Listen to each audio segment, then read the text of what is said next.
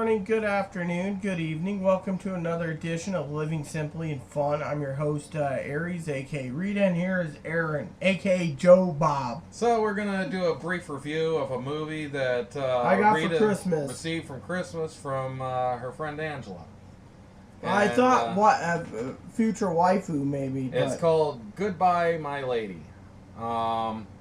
Which a couple interesting things, a little factoids about it. Was the Basenji dog, which is the dog in this movie, was unheard of basically in America, except for like maybe the magazines, dog aficionados who knew everything about dogs. People that read about it in books. Yeah, and some places in other countries too, particularly in Africa. Of course, they knew about it. It is a very old breed.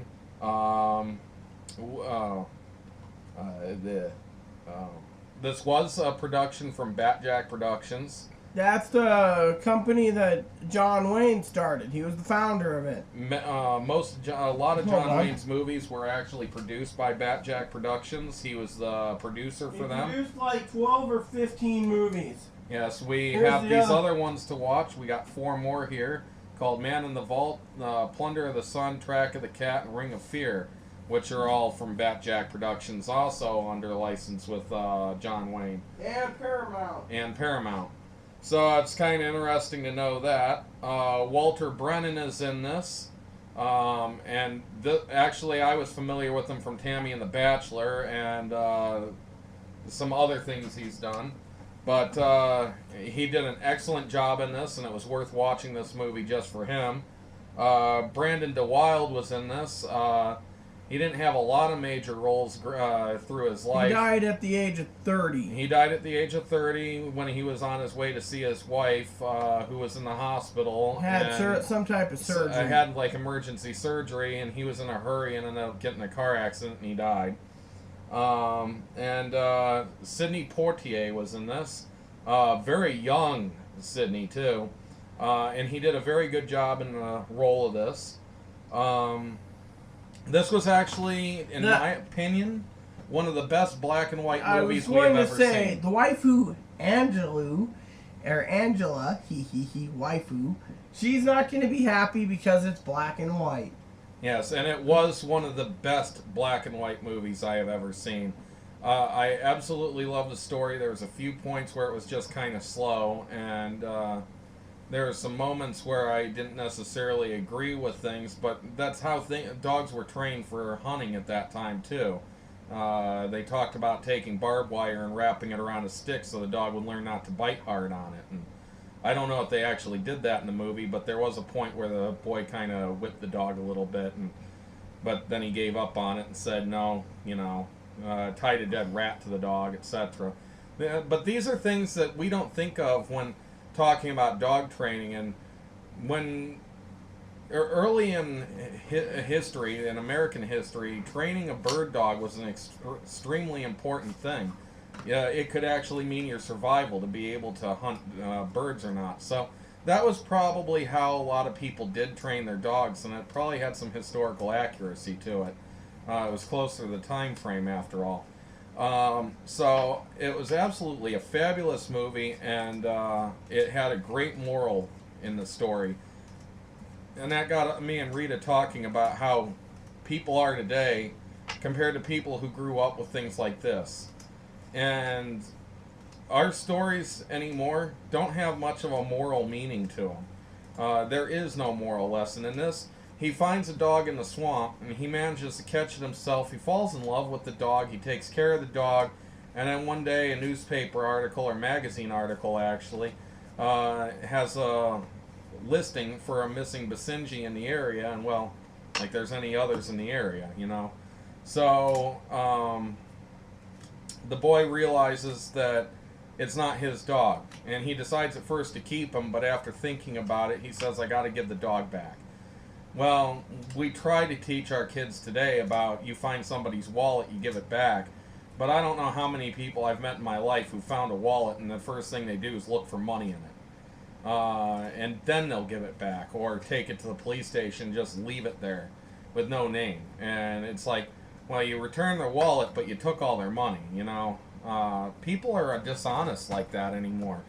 This movie teaches honesty. It's not yours. You don't keep it.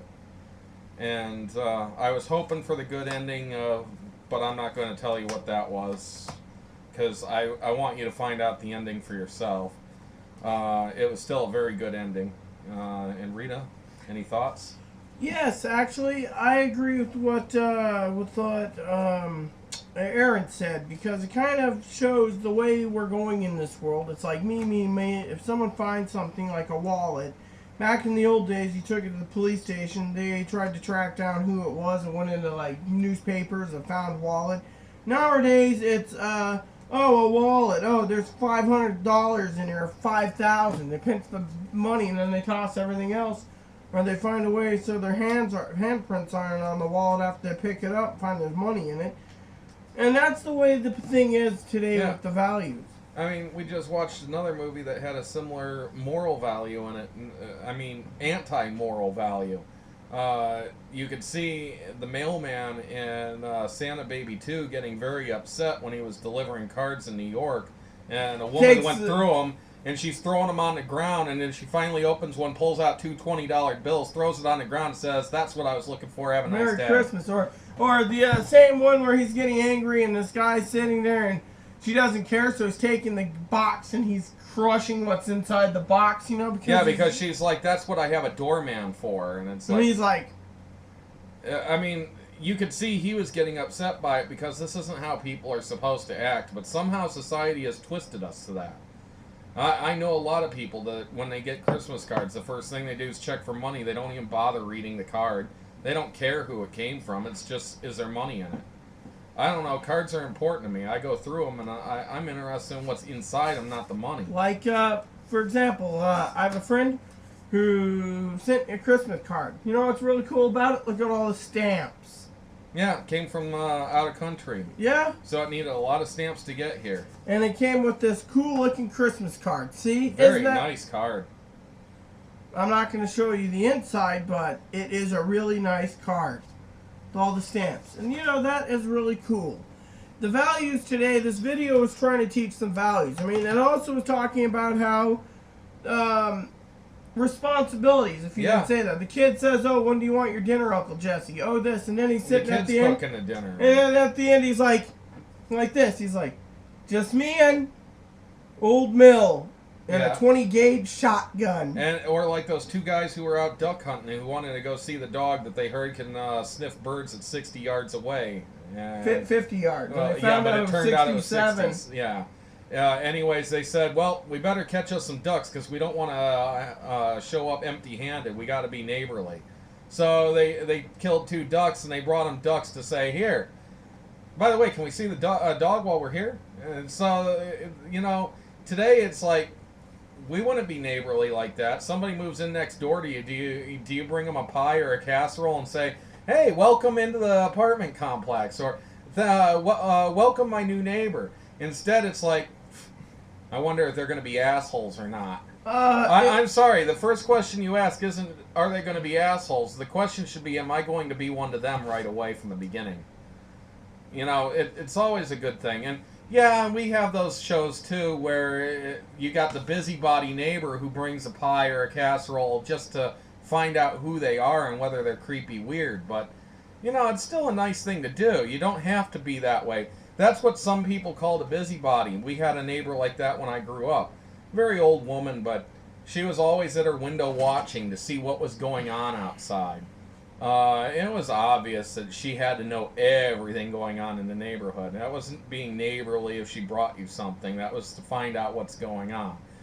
But you get to know these people over time. Anymore, nobody cares. Nobody cares at all. They don't even care to be busybodies to find out what you're doing. They just... You know, it's like they say, love your neighbor, and God says, or Jesus said, you know, love your neighbor as yourself. You know, what's your neighbor? Well, your neighbor is everyone. He's my neighbor. My neighbor downstairs is my neighbor. But my neighbor downstairs, when we go fishing, shouldn't be like, "Yeah, you can't fish worth the damn. You're not Mexican." Yeah, I know. That's not That's him neighborly. Just being rude, and he thinks it's funny. he'll put you down because he finds put downs as humorous. He was probably a bully in school and never grew out of it. But anyways, I think to wrap this up, that we need more movies like this. Even in black and white. Even again. if it's black and white, this movie was it was a darn good movie, and if it didn't come with like a $15 to $20 price tag new, I'd say go and buy this. I don't know if it's available on the internet, but you know what? It was even 15, Amazon. Even for $15 or $20 online new, I'd still recommend going and getting it. It's worth the money. Yes, I agree. I thought at first, it was kind of an interesting story, and finally tonight we got to it, and then we watched it, and it was like, this is really good. John Wayne actually produced it with his own producing And company. a lot of people don't know that he was a producer, so they don't think of movies that he had involvement in like this because his name's not on it as director or as an actor, and primarily as an actor. But Rita had a wish list. She wanted to get every John Wayne movie. And I asked her, do you want the things done by his production company too, that he's responsible for directly in producing? And she said, yeah, sure. So I put them on her list, and actually we didn't recognize any of the titles when she got them at first. And then I said, you know what? Those are from the John Wayne productions when she opened the second one. And so, and then Rita's like, well, John Wayne's not in them. I don't think they're John Wayne movies. There must be a mistake. And then I said, wait, there's some that I put on your list because they were productions of. And this one was really good. We'll do reviews of the other ones as they finish I up. wanted to say also, I was very proud of John Wayne. Even though he's died in 1979, I'm proud because he actually made a damn good video, right here. And by the way, his son did a lot of producing for Batjack Productions too. It wasn't just him, so. His son maintained Batjack with 30 years plus, and then his son died. Now his son's wife is until she passes on. Apparently, the story. And frankly, I think some of these movies are directly related to the fact they wouldn't let some of these older movies die, and they wanted them re-released. And so we have things like this today because of his son and his son's wife. Yeah. So. Great movie. We highly recommend it. That's all I gotta say. Yes, so anyways, please add and subscribe if you like. Please post comments in the box, and please add suggestions and comments. Thank you, and have a nice day.